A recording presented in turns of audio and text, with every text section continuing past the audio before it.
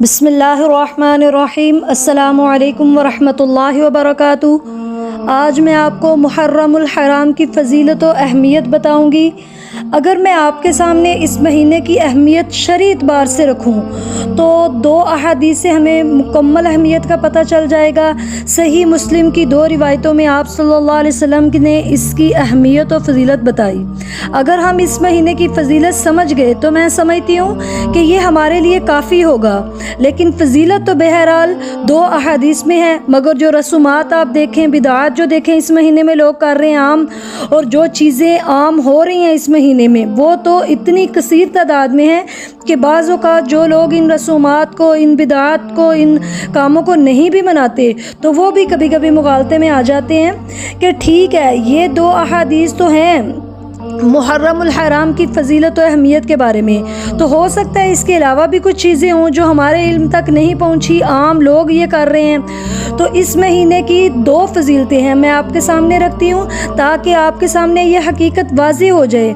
کہ کون سی چیزیں ہیں جو اس مہینے میں ہم کر سکتے ہیں، جن کی اب نبی کریم صلی اللہ علیہ وسلم سے ثابت ہیں چیزیں۔ سب سے پہلی چیز تو یہ ہے کہ اس مہینے کی جو حقیقت ہے اس میں آپ صلی اللہ علیہ وسلم نے فرمایا کہ رمضان کے روزوں کے بعد سب سے افضل جو نفلی روزے ہیں وہ محرم کے مہینے کے ہیں۔ یہ تھی اس مہینے کی پہلی فضیلت۔ اب میں آپ کو دوسری فضیلت بتاؤں گی کہ میرے نبی کریم صلی اللہ علیہ وسلم اس مہینے کے اندر ہمیں روزے رکھنے کا حکم دیا،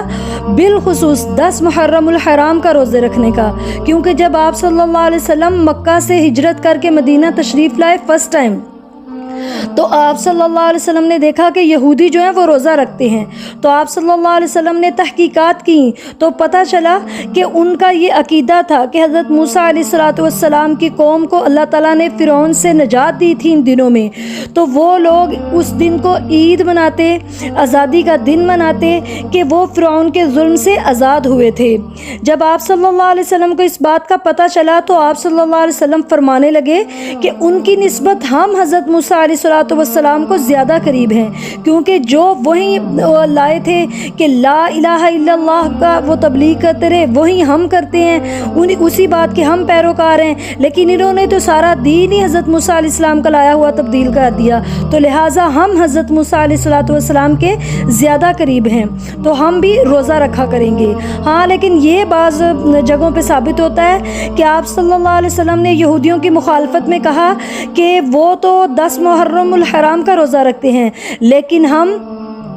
ان کی مخالفت میں 9-10 محرم کا روزہ رکھیں گے یا 10-11 کا روزہ رکھیں گے، یا پہلے 10 دن بھی روزہ رکھ سکتے ہیں، یعنی ایک روزہ رکھنے کی بجائے اگر 1-2 ساتھ اور بھی رکھ لیں یا زیادہ بھی رکھ لیں تو وہ یہودیوں کی اس میں مخالفت ہو جائے گی۔ تو صرف صحیح حدیثیں جو ہیں وہ 2 ہیں اس مہینے کی فضیلت کے بارے میں۔ تیسری بہرحال فضیلت یہ ہے کہ اس مہینے میں بلکہ سب سے افضل جو فضیلت ہے وہ یہ ہے کہ اللہ کے نزدیک یہ جو مہینہ ہے محترم مہینوں میں سے ایک مہینہ ہے۔ اللہ تعالیٰ نے قرآن پاک جب نازل فرمایا تو اس میں اللہ تعالیٰ نے کیا فرمایا کہ جب سے میں نے زمین و آسمان بنائے تب سے لے کر مہینوں کی گنتی 12 ہیں، اور اس میں جو 4 مہینے ہیں وہ حرمت والے ہیں، ذوالقعدہ، ذوالحجہ، محرم اور رجب۔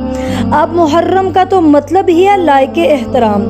حرام کردہ۔ اب حرام کردہ کا مطلب کیا ہے کہ وہ عام دنوں میں جو ہم عام مہینوں میں کام کر سکتے ہیں، مثلا جنگ کرنا، کسی سے بدلہ لینا، لیکن ان مہینوں میں یہ کام جو ہے وہ منع ہے۔ ہاں اگر آپ کی جان کو خطرہ ہے، آپ پہ کسی نے اٹیک کر دیا ہے تو آپ اپنے بچاؤ کے لیے اس کا مقابلہ کر سکتے ہیں۔ اور ساتھ ہی میں آپ کو بتاؤں کہ جب نبی کریم صلی اللہ علیہ وسلم نے فرمایا کہ جو 9 عرفہ کا روزہ رکھے گا تو اس کے میں اللہ تعالیٰ سے امید کرتا ہوں کہ ایک پچھلے سال کے صغیرہ گناہ اور ایک اگلے سال کے صغیرہ گناہ معاف ہو جائیں گے تمام، سبحان اللہ۔ اور محرم الحرام جو 10 کا روزہ ہے اس کے بارے میں آپ صلی اللہ علیہ وسلم نے یہ فضیلت فرمائی کہ جو 10 محرم الحرام کو روزہ رکھے گا میں اللہ کے ہاں امید کرتا ہوں کہ اس کے پچھلے سال سال کے سارے جو صغیرہ گناہ ہیں وہ معاف ہو جائیں گے۔ اب ہمیں اس سے یہ پتہ چلتا ہے کہ اگر ہم کوئی بھی عبادت کر رہے ہیں، مطلب یہ محرم کا 10 محرم کا روزہ رکھ رہے ہیں، 9 ذو الحجہ کا روزہ رکھ رہے ہیں، وضو کرنے سے گناہ جھڑتے ہیں، سبحان اللہ و بحمدہ سے گناہ جھڑتے ہیں، وہ جو ہم تسبیحات نماز کے بعد پڑھتے ہیں ان سے وہ سمندر کی جھاگ کے برابر گناہ معاف ہوتے ہیں، لیکن اس سے مراد صرف اور صرف صغیرہ گناہ ہے، کیونکہ کبیرہ گناہ جو ہیں وہ پچھلے بیان میں بھی میں آپ کو بتا چکی ہوں کہ ان کی معافی مانگنے سے ہی اللہ تعالیٰ معاف کرتے ہیں۔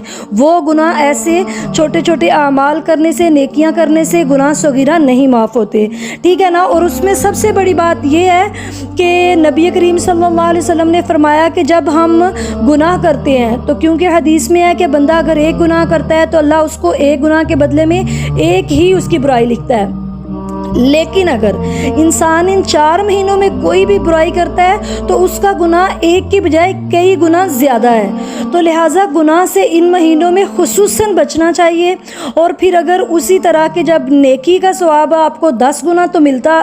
ہے، لیکن ان دنوں میں کئی ہزار گنا، کئی گنا زیادہ بندے کو نیکی کا ثواب ملتا ہے۔ تو آپ چلتے پھرتے ذکر اذکار کریں، نمازوں کو اول ٹائم میں پڑھیں، صبح شام کے اذکار کریں، جو مسنون دعائیں ہیں ان کو فالو کریں، اور اپنی زبان کو درست رکھنے کی کوشش کریں، اس کو اچھی جگہ پہ استعمال کریں، تو انشاءاللہ تعالی ہمیں اللہ تعالیٰ بڑھ چڑھ کر جب نیکیوں دیں گے تو ہمارے لیے انشاءاللہ جنت الفردوس جو ہے وہ لازمی ہے۔ تو اپنے اعمال جو ہیں وہ درست کریں، تو انشاءاللہ تعالیٰ ان دنوں کا احترام کریں۔ اللہ تعالیٰ ہمیں ان کی فضیلت کو سمجھنے کی توفیق عطا فرمائے۔ السلام علیکم ورحمۃ اللہ۔